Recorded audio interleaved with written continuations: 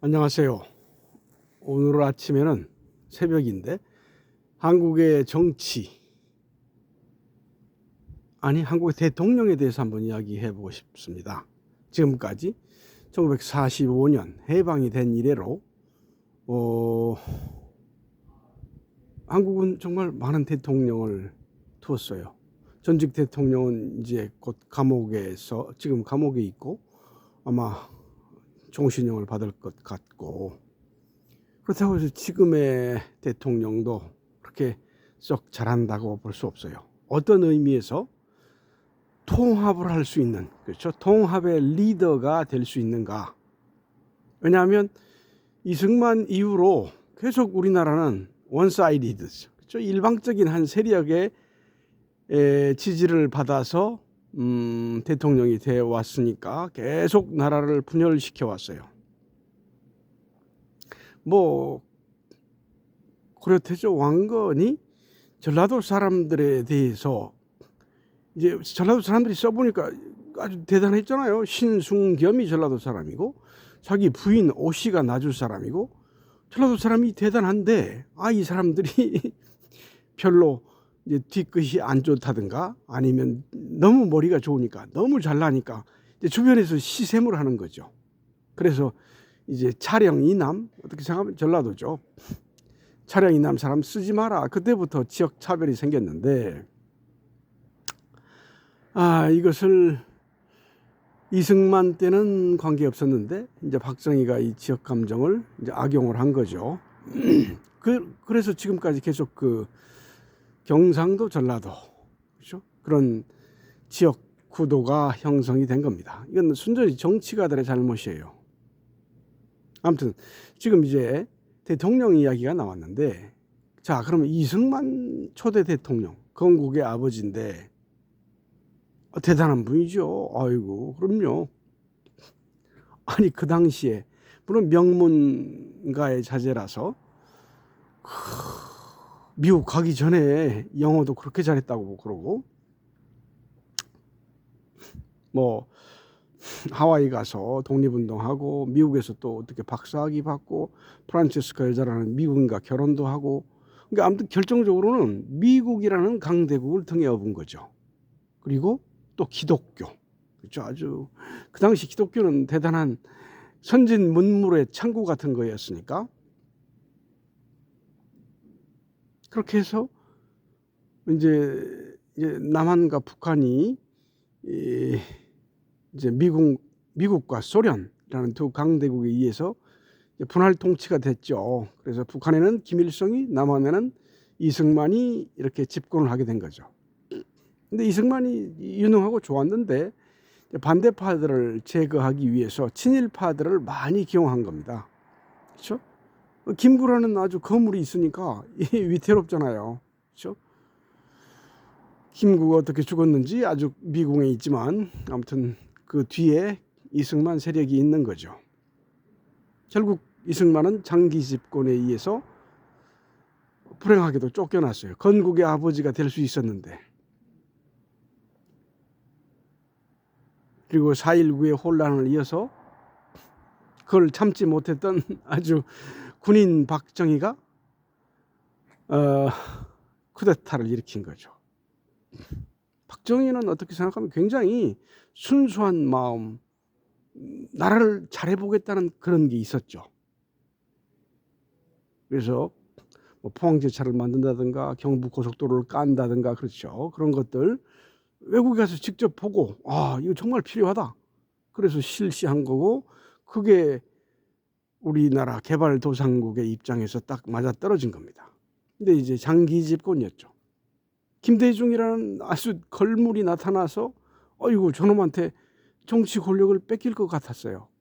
그래서 뭐 4.4.5입 개헌이니 뭐 아무튼 뭐 시올 유신이 별 이상한 정치 실험, 독재 정치를 자행한 거죠. 결국은 김재규의 총알에 이제 79년 11.6 사태, 그 혼란의 틈을 타서 또 정치군인 한 명, 전두환이 형님, 노태우 형님. 이거 이 비꼬는 말이에요. 뭐 그런 사람들한테 형님이라고 할 필요가 없죠. 근데 그 이상하게도 당시 전두환이는 미국의 승인을 얻은 거예요. 미국이라는 나라가 참 어떻게 생각하면 굉장히 이기적인 자기 나라 중심주의예요. 전혀 뭐 민주주의라든가 세계 평화라든가 그런 게 아닙니다. 그래서 전두환이가 결국은 그 당시에 굉장히 그 삼저라고 그랬죠 아마. 그 당시 경기가 굉장히 좋았어요. 왜냐하면 그 당시 뭐 달러가 뭐 800대 1 정도? 그래서 제가 대학원 때 뭐 대만에서 이제 중국의 13경 조서 같은 그런 책을 살 때 굉장히 싸게 산 거예요. 달러가 우리나라 달러가 가치가 우리나라 돈의 가치가 높았었죠. 그리고 물가가 안정됐었고 이제 광주 민주화 운동의 모든 책임을 전두환이 지고 있는데 아무튼 그것에 대해서 그 사람은 어떻게 생각하면 굉장히 억울하다고 생각할 거예요. 그렇죠? 자기 자신과 그 신군부 세력들은 그렇게 정치를 잘했죠. 1980년 초반에 제가 서울에서 대학생이었는데 진짜 물가가 싹 썼고 사람들이 살기에 편안했어요. 근데 그걸 억지로 총칼을 대고 편안하게 살려고 하면 그건 안 맞는 거죠. 그래서 당시 이제 대학생들 중심으로 거대한 의식화 운동이 된 겁니다. 그 대학생들이 지금 한국의 정치판을 좌지우지하는 86세대, 그 당시는 386세대였는데 그래서 전두환이 또 그리고 노태우 그 다음에 아주 괜찮은 사람이었던 김영삼. 근데 김영삼은 뭐 그렇죠 한신처럼 권력을 잡기 위해서 바지가랑이 밑으로 들어간 거예요. 근데 결국은 IMF로 나라를 말아먹었기 때문에 그 대단한 업적이 많잖아요. 뭐 금융실명제라든가 하나의 숙청이라든가 그 역사 바로 세우기를 통해서 아주 전두환이라든가 그 노태우라든가 완전히 그 감옥에 집어쳐넣었죠. 근데 이제 그게 미봉책이었던 거예요. 바로 그 IMF가 터지고 나서 너무 힘든 시기에 대통령이 된 우리 김대중 선생께서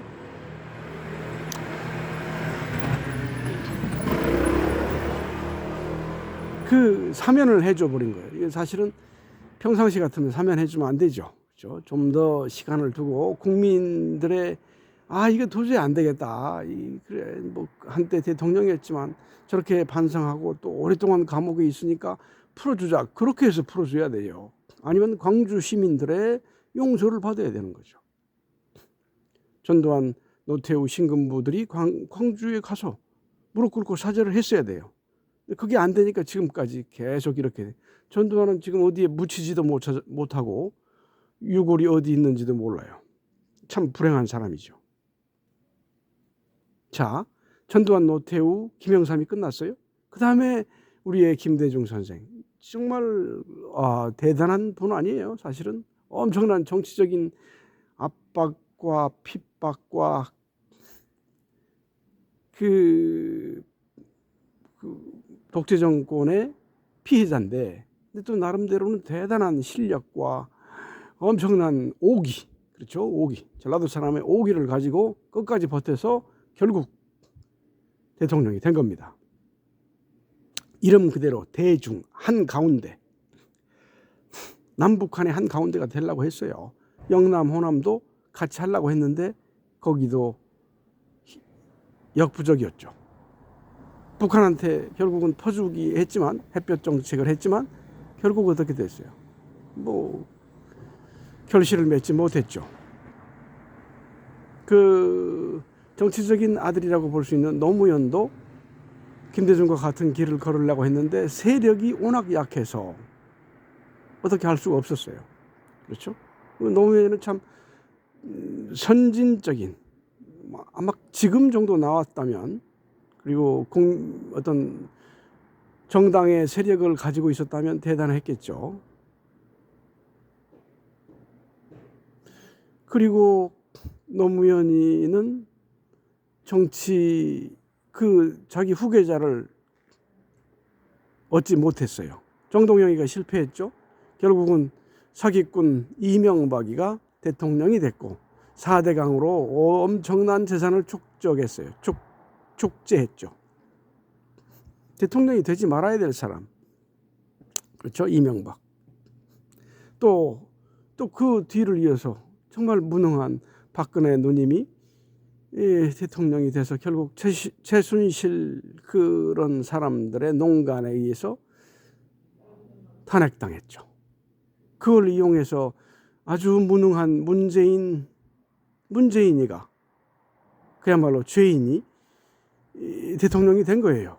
문재인에 대해서 뭐 아무것도 말할 필요 없어요. 서민들의 억장을 무너뜨리게 한 부동산 정책. 그게 정책도 아니고 아무것도 아니었죠. 그렇죠? 이건 도저히 있을 수 없었던 그런 무능한 정책을 해서 그야말로 서민들의 가슴에 대못을 받고 부자들은 뭐 아주 룰루랄라 했죠. 부동산 가진 사람들은. 그래서 양극화가 엄청나게 심하게 된 거예요. 물론 뭐 박정희의 강남 개발, 그렇죠? 강남 개발 때부터 양극화가 심하고 부동산 복부인이 아주 판을 쳤지만 결국은 문재인 때 그 양극화를 완전히 고착화시켜놨어요. 그리고 문재인의 뒤를 이은 우리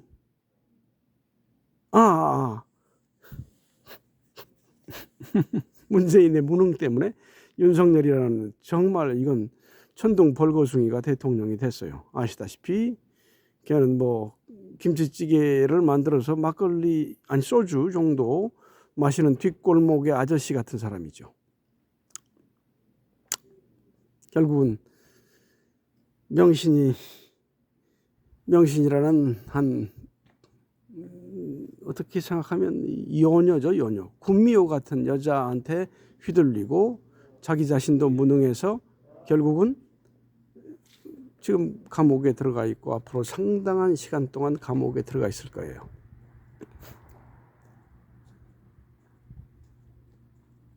자, 그리고 정말로 억세게도 운이 좋은 우리의 이재명 씨가 대통령이 돼 있습니다. 그렇게 많은, 아무튼 뭐 형식적으로 그렇게 많은 죄명을 가지고 있는데 그걸 다 극복하고, 그렇죠? 민주당 다수당의 힘을 빌어서 지금 대통령을 하고 있어요. 어떻게 생각하면 그것도 능력이지만 정말 우리가 말하는 정치가의 의미의 능력이 아니고 정치꾼의 능력이죠. 그렇죠? 아주 교활하고 간사한 사람이죠. 자, 대강 이 정도로 대통령들에 대해서 이야기를 했으면 그러면 과연 진정한 통합의 지도자, 통합의 리더가 누구겠습니까? 지금 나타나지 않았죠. 그렇죠? 그런 사람들을 잠룡이라고 그랬는데 한마디만 더 하죠. 왜냐하면 뭐 제가 정치평론가도 아니고 자신은 오늘 아침에 매일 아침에 가서 목욕하고 동네 목욕탕에서 목욕하고 나와서 그 생각을 좀 정리하는 의미에서 이렇게 동영상을 남기는 거죠. 공자는 그 군자, 평생 군자를 찾아 헤맸죠. 임금님이에요. 우리말로 말하면 임금 군자의 존칭의 자자니까 임금님이란 말이죠. 요즘 말로 말하면 대통령 아니면 대통령감이에요. 대통령감. 그래서 군자, 이상적인 인간형이라고 하는 군자를 내세웠어요. 평생 군자를 찾아 헤맸습니다. 그리고 스스로 자기가 기회가 됐다면 군자가 되려고 했어요. 그렇죠? 그래서 자기의 정치적인 이상을 실현하려고 했습니다. 그러나 결국은 자기 스스로 군자가 되지도 못했고 진정한 임금도 만나지 못했어요. 그러나 그가 논어를 통해서 진정한 임금에 대해서 많은 이야기를 남겼죠. 군자에 대한 이야기는 정말 많습니다. 그래서 공자가 군자에 대해서 이야기한 것들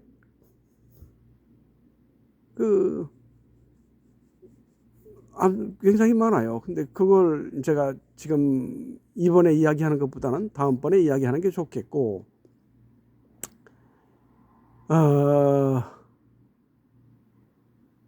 임금, 군자, 그건 정말 어떤 사람인지, 어떻게 해야 임금이 되고 군자가 될 수 있는지, 공자는 참으로 평생 자기 삶을 통해서 그걸 찾았고 그런 이상적인 인간형을 제시했습니다. 그래서 이제 군군 신신 부부자자라는 유명한 말을 남겼어요. 지금 생각하면 굉장히 쉬운 말인데, 그렇죠? 임금은 임금답고 신하는 신하답고 부모는 부모답고 자식은 자식답고.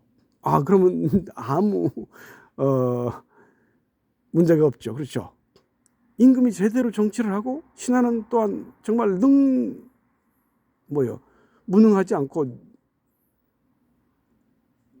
능력을 다해서 아주 효율성 있는 행정을 펼치고, 집에서 부모가 잘 노릇을 하면 자식도 제대로 커나갑니다. 이건 그렇죠. 네 가지 기본이에요. 네 가지 기본이라기보다는 두 쌍이죠. 임금과 신하, 부모와 자식. 이 관계가 잘 되면 그야말로 태평성대가 되는 겁니다. 네, 오늘은 여기까지 말씀드렸습니다. 감사합니다.